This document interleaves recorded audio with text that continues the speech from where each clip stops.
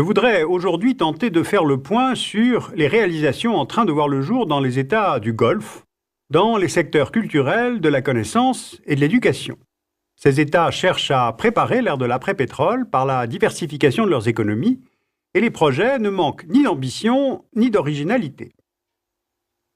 Le golfe Persique est bordé par 8 États riverains. Il a été pendant des siècles un lieu d'échange entre Europe, Moyen-Orient et Océan Indien. Et depuis le milieu du XXe siècle, il est le centre pétrolier du monde. À elle seule, la zone concentre plus de 60% des réserves mondiales prouvées de pétrole, avec notamment l'Arabie Saoudite qui a les premières réserves mondiales, suivie par l'Iran, l'Irak, les Émirats arabes unis. Plus les réserves de gaz. L'Iran dispose de 16% des réserves mondiales estimées et le Qatar de 14,5%. Alors ces États ont profité depuis longtemps de cette rente, mais comme ils savent que leur production va décliner d'ici 10 ou 20 ans, certains d'entre eux ont engagé une diversification de leurs économies depuis le début des années 2000. Les pétrodollars sont maintenant investis sur place, dans l'aluminium, la finance, les transports, le tourisme, les centres commerciaux ou dans des projets gigantesques en termes d'infrastructures. Dans un dessous des cartes récent, je vous avais montré les projets de l'Émirat de Dubaï, les îles artificielles en forme de palmiers construites le long du littoral, un énorme complexe hôtelier en forme de voile, la future tour Burj Dubaï qui devrait devenir la plus haute du monde, près de 900 mètres, mais on note aussi une évolution dans les choix d'investissement. Alors regardons en détail 2 grands projets à Abu Dhabi et au Qatar. Au large des côtes d'Abu Dhabi se trouve l'île de Saadiyat, l'île du bonheur en français, où doivent être construits 5 musées. D'abord en 2011 doit s'ouvrir le musée Guggenheim d'art moderne, créé par Frank Gehry, l'architecte du Guggenheim de Bilbao, et ce musée de 30 000 m² sera le plus grand de la Fondation Guggenheim. Deuxième projet, c'est le Louvre Abu Dhabi, conçu par l'architecte Jean Nouvel, qui a réalisé notamment l'Institut du monde arabe à Paris.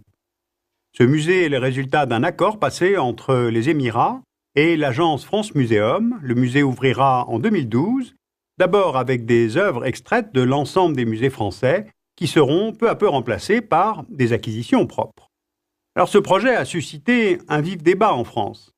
Pour certains, le Louvre Abu Dhabi renforce la position de la France dans une région stratégique, et pour d'autres, le Louvre a vendu son âme contre des pétrodollars et il s'engage dans une logique de marché. Le troisième musée, sur l'île de Saadiyat, sera consacré à la mer. Il est conçu par l'architecte japonais Tadao Ando, avec un aquarium en partie immergé et il ouvrira en 2015.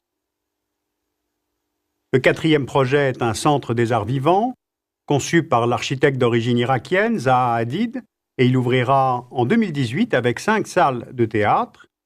Donc l'Émirat d'Abu Dhabi affiche une nette volonté de devenir attractif à l'échelle mondiale, mais cela se double aussi d'une rivalité très forte entre les monarchies du Golfe.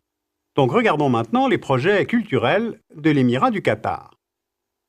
À Doha, dans la capitale, vient de s'achever la construction d'un musée des arts islamiques, réalisé par l'Américain Pei et le Français Wilmotte, qui avaient déjà travaillé ensemble sur le projet du Grand Louvre.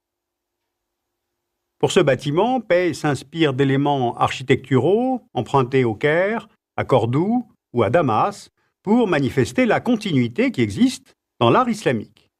Ce musée répond à la volonté de l'émir du Qatar de préserver l'héritage islamique avec une collection de sculptures, de calligraphie, de céramique et de peinture. Et ce musée s'intègre dans un ensemble comprenant un musée de la photographie, un musée des sciences naturelles, une bibliothèque réalisée par des architectes internationaux là aussi. Eh bien, le Qatar a pour objectif de se donner une image de modernité et d'ouverture. L'Émirat a lancé en mai 2008 un plan national sur 20 ans pour se doter d'une économie de la connaissance en construisant une cité de l'éducation dans la banlieue de Doha. Cette cité accueille depuis 2003 6 branches d'universités américaines. L'école des beaux-arts de l'université de Virginia Commonwealth avec une licence en design, l'université de Carnegie Mellon avec des programmes en informatique et en gestion, l'université agricole et mécanique du Texas avec une licence en ingénierie et des installations de recherche agricole, l'école de médecine Weill Cornell pour la formation médicale, plus des centres de recherche. La Northwestern University a ouvert ses portes en 2008 pour offrir un cursus de journalisme et de communication. Et puis enfin, Georgetown University propose un cursus en relations internationales. Et ce n'est pas fini. Un centre hospitalier universitaire de 350 lits et une faculté de musique doivent également ouvrir leurs portes d'ici 2011. Et puis, il y a aussi le Parc des sciences et technologies du Qatar en construction, où Total, Mobil, General Electric, Microsoft, EADS ont déjà prévu de s'installer. Alors, ce qui est plus inattendu, c'est Saint-Cyr, l'école d'officiers de Coët-Quidan, qui doit ouvrir une antenne pour former les futurs officiers de l'armée du Qatar, les élites civiles de l'Émirat, mais aussi celles des autres pays du Golfe. Il y a aussi la Sorbonne qui est exportée à Abu Dhabi, la capitale des Émirats. Elle a déjà ouvert ses portes et s'étendra à terme dans un bâtiment de 93 000 m², prévu pour 2000 étudiants sur l'île de Rim, à Abu Dhabi.